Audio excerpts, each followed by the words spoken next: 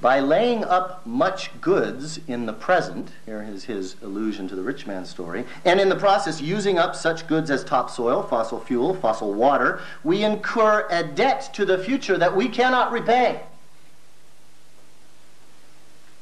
And so we diminish the future by deeds we call use, but which the future will call theft. We may say then that we seek the kingdom of God, but our economic behavior is robbery. He is particularly critical, Wendell Berry is, of the supremacy today in capitalism of the notion of artificially created value added, because ultimately value can only originate in the great economy. Moreover, because the system is based on what Marxists anyway call surplus extraction. That is, the capitalist economy accepts impoverishment as the inescapable condition of abundance. That is, some people got to be poor if other people are rich. Now, we may not say we accept that, but nothing in the track record indicates otherwise. The invariable mode of our relation both to nature and to human culture is one of mining, withdrawing from a limited fund until the fund is exhausted. And the result is the alienation of human beings from the land, from their labor, and Berry agrees that inherent in this system is fraud. This is a fraudulent system. Competitiveness as a ruling principle and a virtue imposes a logic that explains why it is so difficult for us to draw the line between free enterprise and crime. Because if our economic ideal is maximum profit with minimum responsibility, why should we be surprised to find that our corporations are so frequently in court being prosecuted for robbery? Why should that surprise us? In contrast to all this, the great economy demands responsibility, stewardship, based on a consciousness of profound interdependence with each other and with the natural order. It is a kind of human, social, economic ecology. In the great economy, all transactions count, and the account is never closed. The loser's losses finally affect the winner.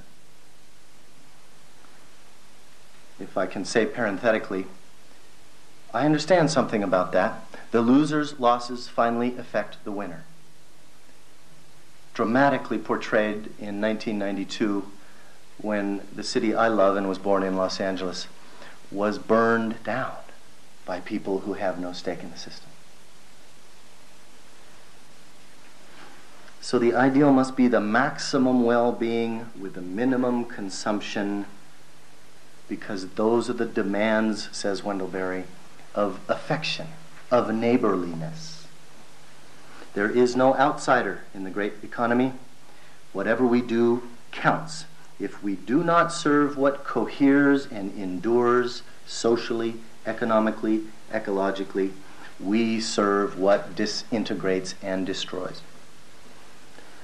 So I commend to you this notion in a capitalist world of the kingdom of God as the great economy. I think it has the same compelling nature as Marx's metaphor of the kingdom of God in a world of real imperii. That is, it doesn't necessarily spell out an exact blueprint, but it is very clear about what is precluded, what is proscribed. And what is proscribed is systematic structural surplus containment, affluence. And guess what, folks? In our world, as readers, we live in a world that is stratifying at an exponential pace. We do. Privately controlled wealth, friends, is the raison d'etre of capitalism. Privately controlled wealth.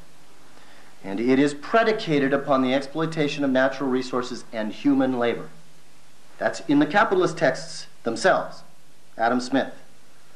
Profit maximization renders socioeconomic stratification, objectification, alienation inevitable.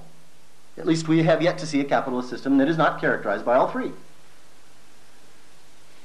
And according to this gospel story, those who are privileged within this system cannot enter the great economy, because what we do and what we are is epitomizing wrong behavior. That's not good news for us. But the good news is that we can always follow in discipleship. But in order to do that, we must redistribute. Then, says Jesus, come be my disciple. We want you. We love you. But that is the demands of the gospel upon those who have much property. Which I suppose means the only question remaining is whether or not that speaks to our condition, as the Quakers would say. I think it might.